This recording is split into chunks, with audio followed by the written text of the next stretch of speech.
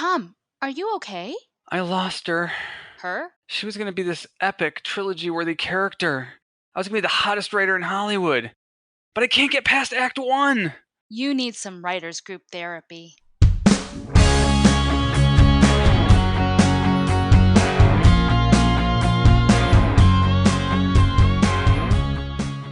Hello and welcome to Writers Group Therapy. I'm Tom. And I'm Roshni. We're writers helping writers. Are you ready for your session? The doctors are in. And you can find us online at writersgrouptherapy.com and on Twitter at WGTherapy, which is also our Instagram handle. Individual handles are... I am Tom_Loveman on Twitter and Tom Loveman on Instagram. And I'm at Moonlily Music on Instagram and at Roshni Lumino on Twitter. So today we have a very special guest.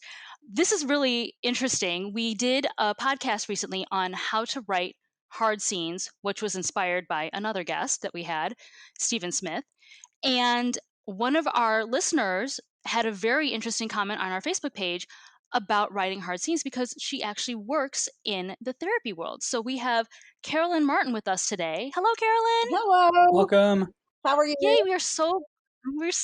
We're so glad to have you. So, Thank you, Carolyn, just tell everybody briefly what you do as a therapist. Well, I retired 3 years ago, and as a therapist, my area of specialization was sexual assault and post-traumatic stress disorder. And with couples, my area of specialization was infidelity.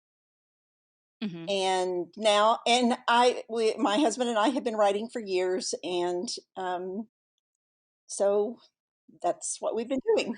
So that was naturally a great source of research for you, for writing those kinds of characters. Yes.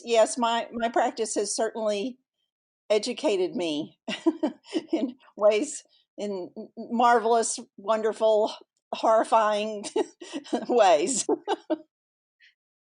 I mean, and you have a unique perspective because you actually worked in trauma, and so you know what it looks like, and how to when people are in a traumatic situation, how to deal with that.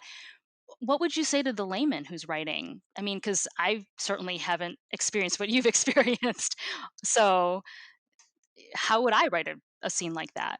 Well, I made a list of some things that I thought might be helpful. That some of them are really helpful to me, but I also tried to think about if a writer didn't have the kind of experiences that I had, what would they need to do?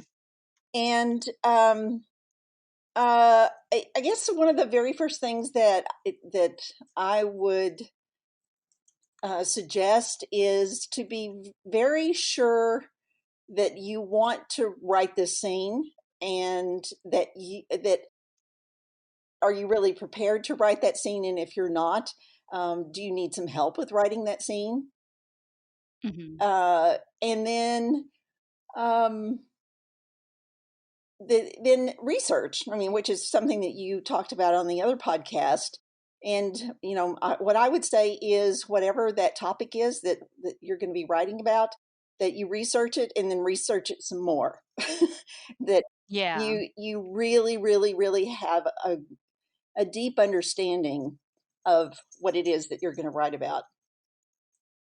In the script that I just recently wrote, which is about a rape, I had lots of knowledge about that, but I still did lots and lots and lots of research for that script.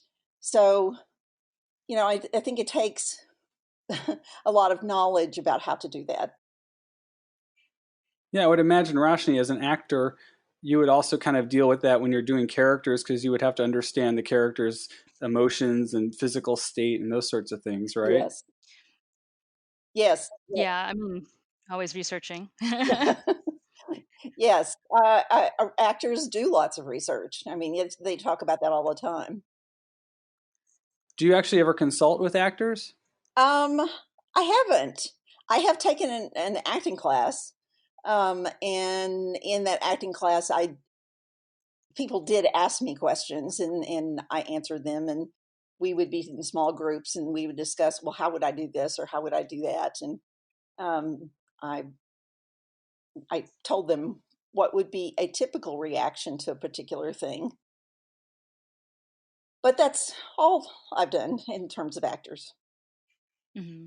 Now, as a writer, because you mentioned also that you're a screenwriter, and especially if someone's writing, because they always say write what you know. So I would say 90% of the time when people are writing about something horrible like rape or murder or something, heaven forbid, but they might have experienced it or been close to it. So as a writer, how would you tell people to separate yourself from that trauma, but still write in a way that's sensitive and, conveys everything?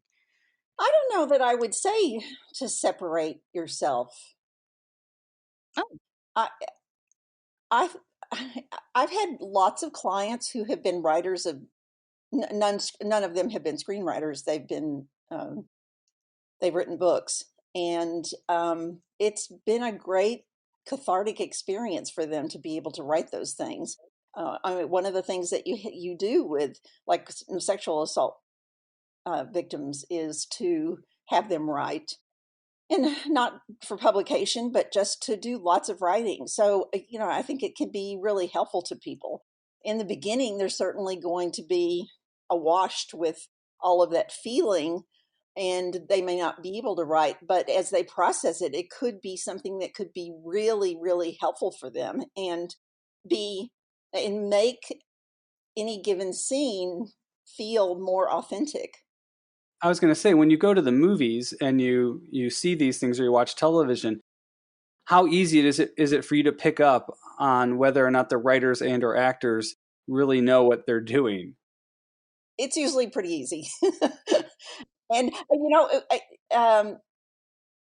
we were talking about that in the email um, that we had, and um, I tried to think of some really bad examples, and I couldn't come up with any. But I came up with lots of really good examples. But yeah, those I don't know. I guess I don't. I think for some of those scenes, um, anybody would see that they're not very. They don't feel very true to life. But some of them are a little more subtle, and yes, I typically pick up on those. Then I Do get you have any? Do you have any like, I don't want to say favorite scenes, but or actors or performances that you see as kind of well done, ideal, like examples of how to capture that, or people who have really, like, you look at them and you go, you think that actor could have actually had that experience? Yes, yes. I've thought that many times.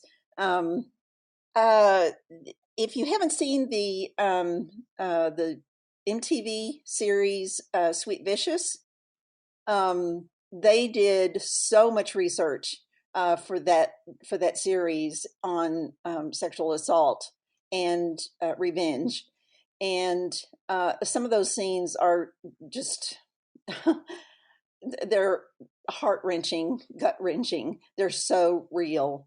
Um, Another example, uh,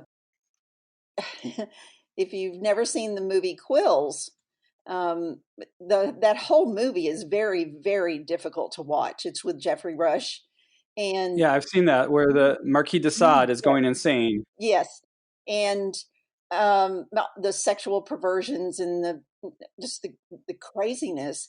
And I don't. Number one, I don't know how they wrote it. I really don't, and I don't know how he played that part. It was just so intense and so real. Um, so that's another good example.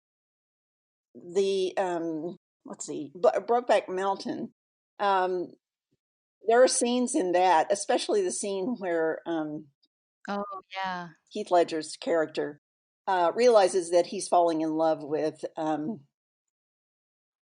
who's the other guy? I can't remember the other guy's name. That he's falling in love with him, and who? Yes, Jake Gyllenhaal? yes. Was that He realizes he's was falling that in love Jake with him, and Gyllenhaal? he's having Yeah. several feelings all at once: disgust and love and attraction and hate, and I mean, and you see every one of those feelings on his face and in his body language. Again, that I'm that was really excellent writing and unbelievable acting. So that's some of my examples. Now, that list that you sent, which we have it's 13 questions before you write a scene. Ask yourself this. We're going to post this on our show notes. Really great list. Number 6 stood out to me, which says if you want to serve a great good, write stories about victim recovery. They're rare. Why do you think that is? Funny that you should mention that, because today on the Facebook page for screenwriting, Hmm. that Facebook page, a woman asked about writing a script about a rape, and um, I don't think I've ever seen a post on that Facebook page that has been that long, that had that many responses to it.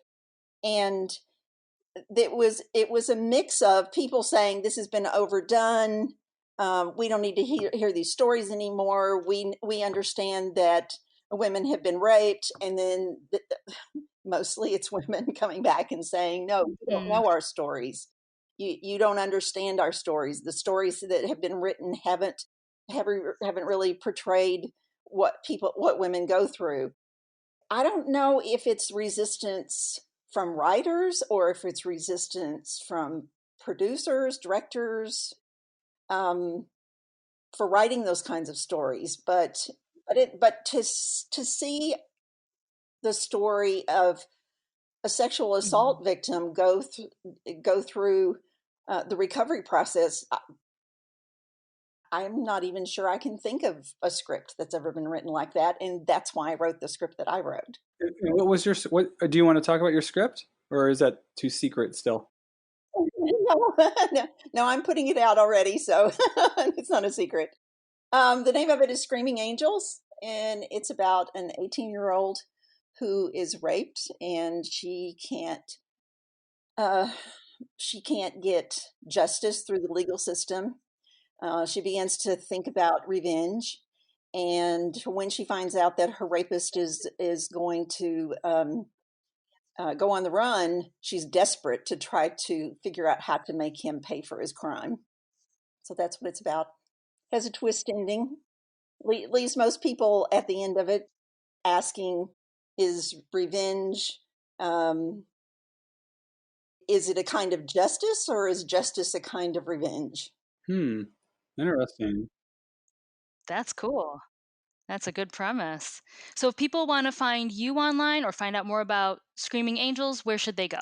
They can uh, send it to my email, Carolyn at Mariposa, MARIPOSA.us. All right. Cool. Well, thank you so much for your time, Carolyn. This has been really informative. Yes, thank you. Um, well, it was really great doing this, and thank you for asking me. Thank you. All right, everyone, make sure you check out Carolyn's stuff online. And if you are going to write a hard scene, check out that list. We're going to put it in the show notes, and we'll talk to you guys next week.